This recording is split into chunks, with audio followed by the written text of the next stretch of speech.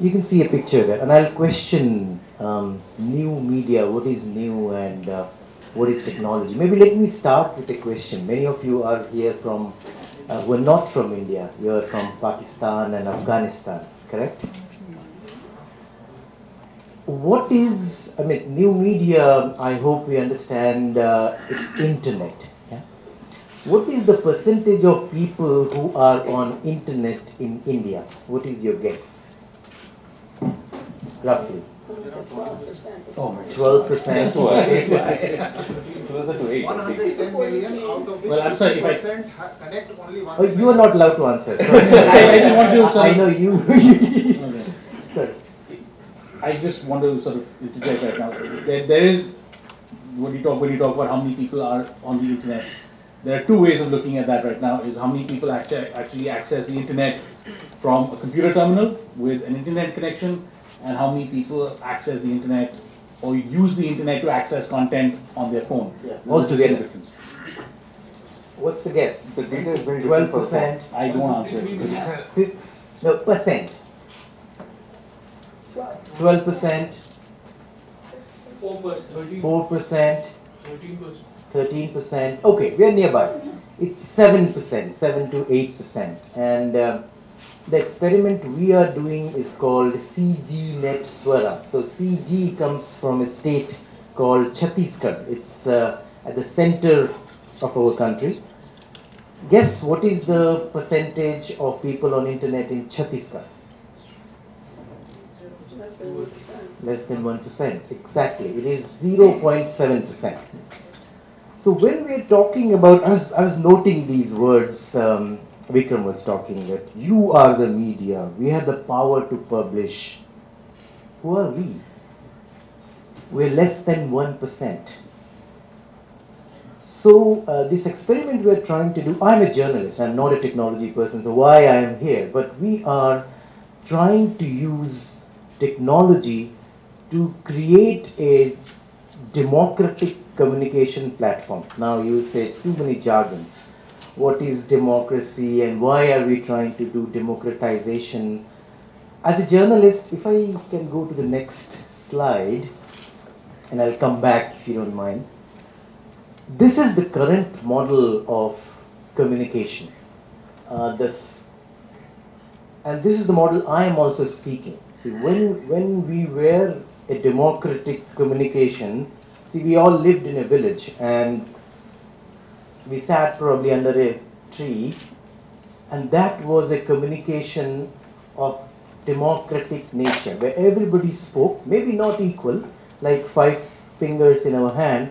Somebody spoke a bit more, somebody was silent, but it was a democratic communication platform, and the medium was not controlled by anyone. What was the medium when we spoke in a village?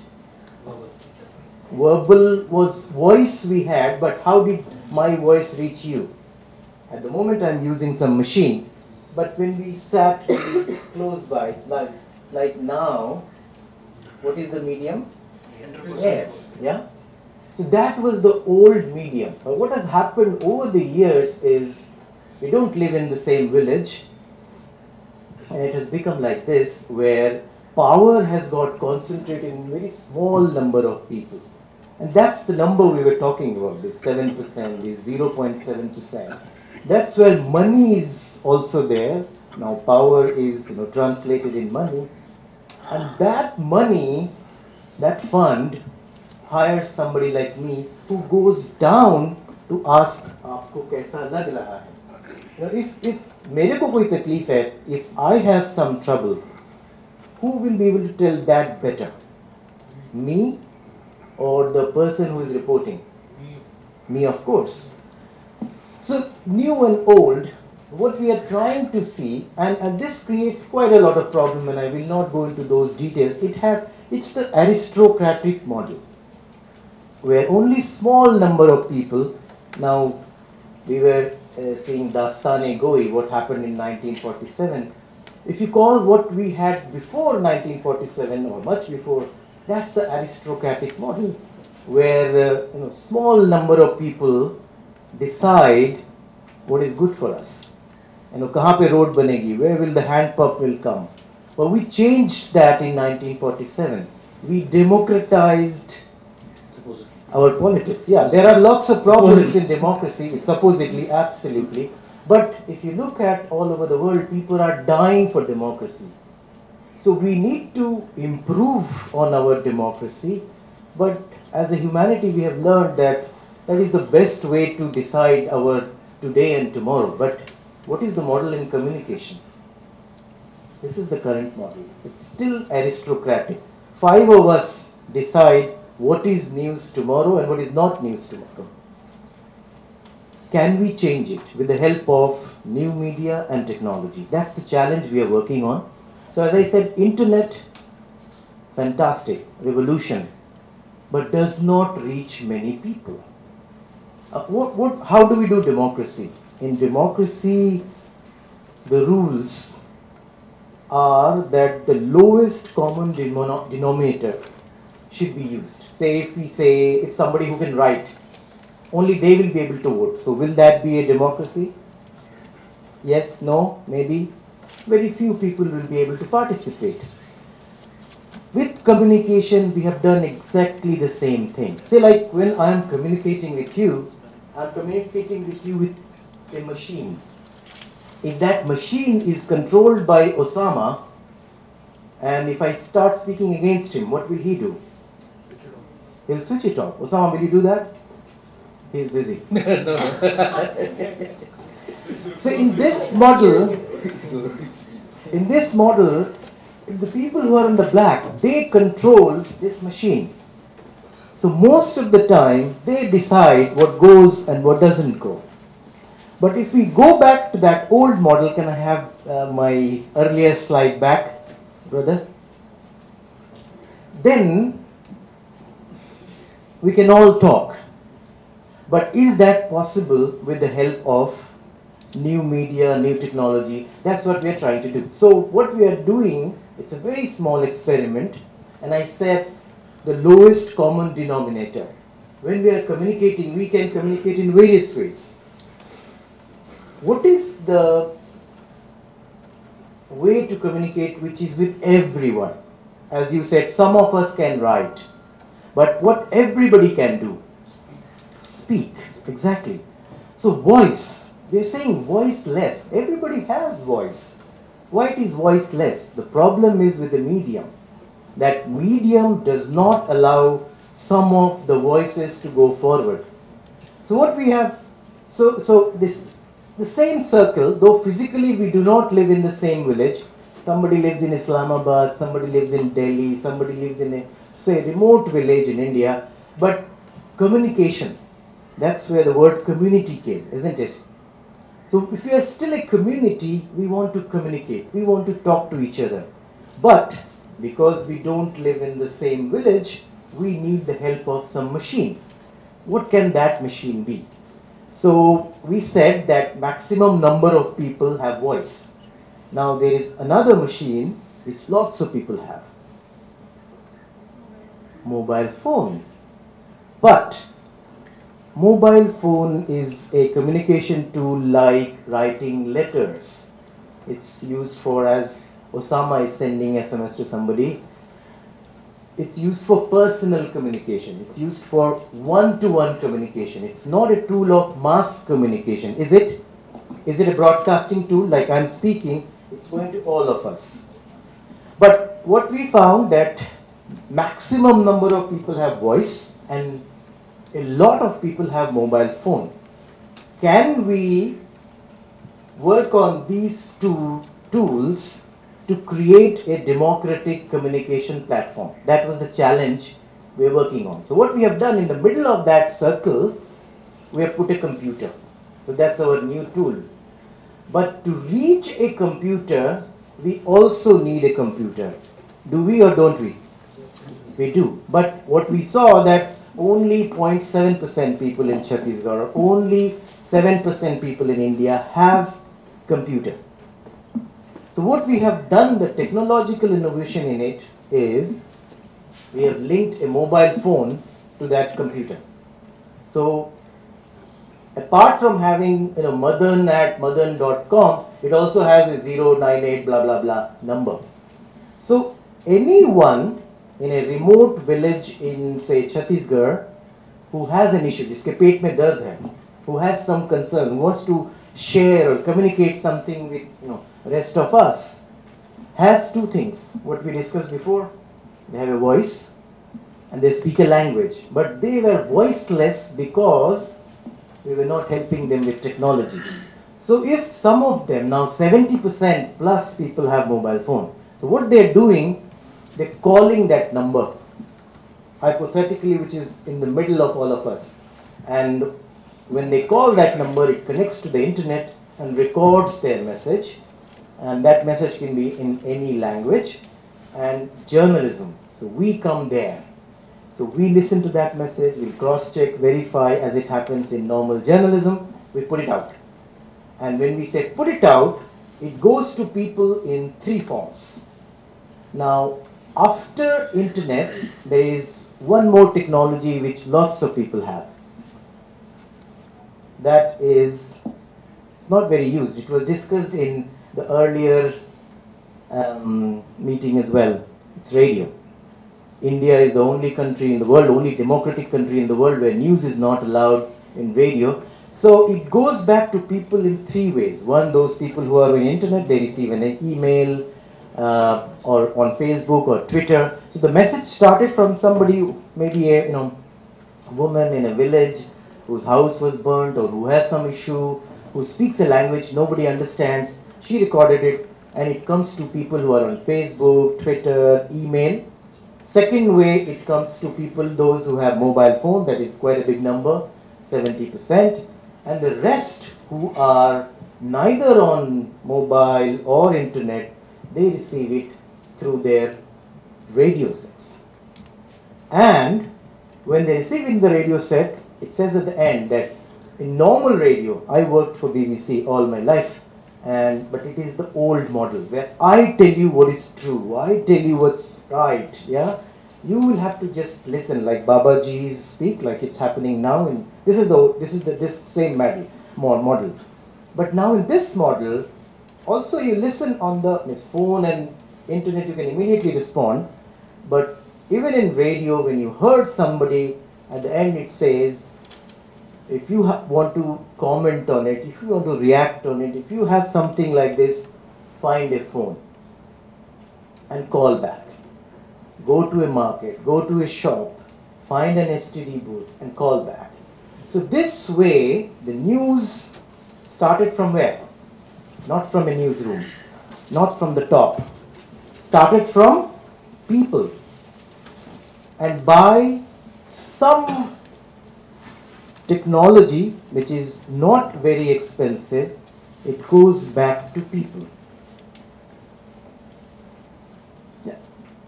So I'd like to give you examples of how this technology is working. Like this morning, before coming here, maybe we can listen. Do you have internet on that one? So just go to www.cgnetswara.org. This morning, I got a call from one of the laborer in Orissa. Now we started in Chattisgarh, but people from nearby states have also started calling in, because that's the plus of this media.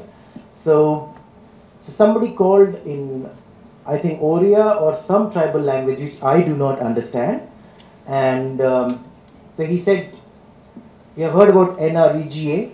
Yeah? So CGNet Swara.org. He, in his village, he's an Adivasi fellow, in his village, there was some NREG work for road construction. So not the first one, just go below. Second one, can you play this? Yeah. Just click it.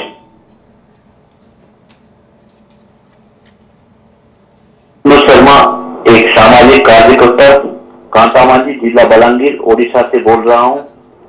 इस अंचल में नरेगा की तरह काम किए बहुत से मजदूरों को भुगतान सालों साल नहीं होता। ऐसे ही एक घटना सामने आई है तुरेकेला ब्लॉक के चितमन बरिया पिता अमर सिंह बरिया गांव बरला महात्मा गांधी ग्रामीण रोजगार गारंटी योजना की तरह 1.5 महीने तक मजदूरी किया था। गांव के सड़क निर्माण हेतु वो खुद अपनी जमीन सरकार को दान दिया था और सरकारी अधिकारियों के कहने पर ही और उन्हीं के आदेश से वही वो 1.5 महीना काम किया था। उसे भरोसा दिया गया था कि उसे सही समय। We don't need to hear the whole message, but this message is from one social activist who was telling the story of. So I was telling you the story of the Adivasi guy. His message is not released because I did not understand the language. We need to translate it, and it will go as soon as another moderator works on it. But why I chose to talk about this one and not the earlier one? While I was in the car, I got a call from the same fellow, saying he got a call from somebody in Bhubaneswar saying, "आप हमको पहले क्यों नहीं phone करते हैं?" This is the power of new media. So this message was released maybe 8 o'clock in the morning or whenever, and somebody put it out on Facebook or Twitter. I don't know what happened. I need to find that out. There was a call from Delhi to Bhubaneswar, and then Bhubaneswar, that secretary called the person because his number is there. Why don't you? This guy was not paid from 1.5 years. He says he has done many things. He brought in journalists, blah blah blah. So this is the power if we can use. I think everybody can hear me. Yeah, we are recording and webcasting. So what these kind of technologies do is they link rural activism and urban activism. What the rural activist has is he has a voice, he knows what's happening, maybe he does not know the right language and the right people. That officer who called this morning, this fellow Sharma, Vishnu Sharma, did not have his number. But I say, I am an urban activist. I know that officer and I know the right language that understands, yeah, because it's in English. The messages will come in tribal language or in Hindi or in Oriya. So they know the right stuff. We know the right people and the right language, and if you can make that connection. So as I said in the beginning, internet does not reach many people, but can we link this technology with older, newer technologies? Can we link it with radio? Can we link it with mobile phone and make it a democratic platform where two things happen? One, the role of people increases. That's what we do in democracy. Not 1% or 5% decide, as it still happens in our media. And the second thing, can we reduce, I'll end where Asif started, Asif and I started, the role of funds, the role of money. At the moment, you buy newspapers, yeah? We all talk about free media. These are free of different kind. It's completely subsidized media. You know, how much it costs to bring out India Today. India Today is the biggest, or used to be biggest. Just guess how much a copy of India Today costs to actually produce it. Any guess? 45 rupees. 45 rupees. More?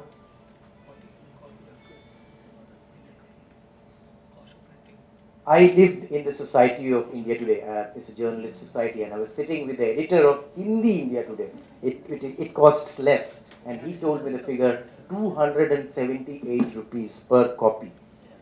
They said this is the most opaque industry, and I pay 15 rupees, and the cost is 278 rupees. So if there is no free lunch, yeah. If I am paying 15 and you are paying 273 rupees, who decides what goes in that platter? You or I? So that's the story of current media. Can we change it with the help of new technology? Can we include more voices like Video Volunteers is doing, what Jessica is doing? So we need to include pictures, video, voice, internet, radio, more and more, Twitter, Facebook, and create a democratic platform where everybody has, equal access. If not equal, like our hands, where we can all be together. But if one finger becomes 1 kilometer long, it will create problems like we are facing in places like Chattisgarh.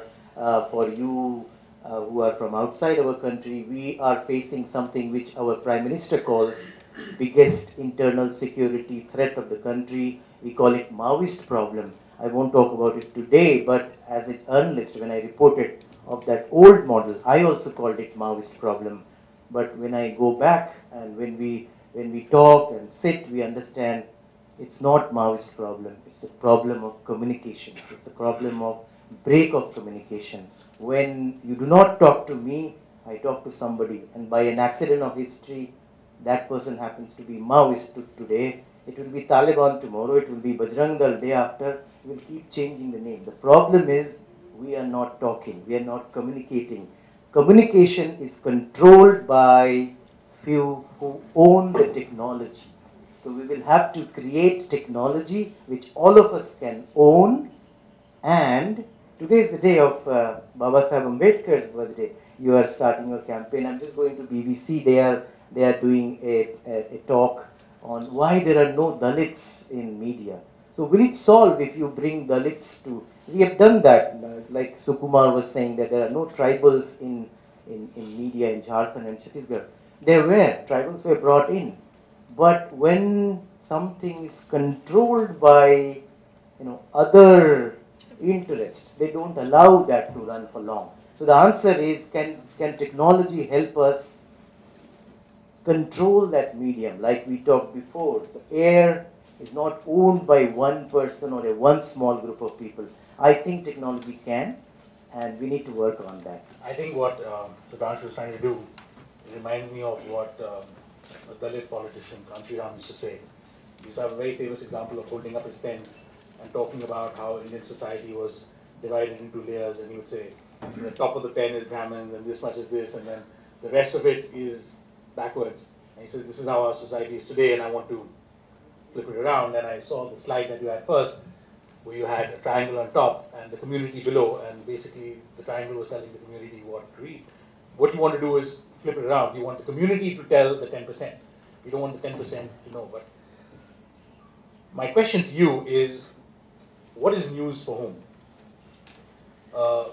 Discrimination is not news for the person who's being discriminated against. It's news for the 10%.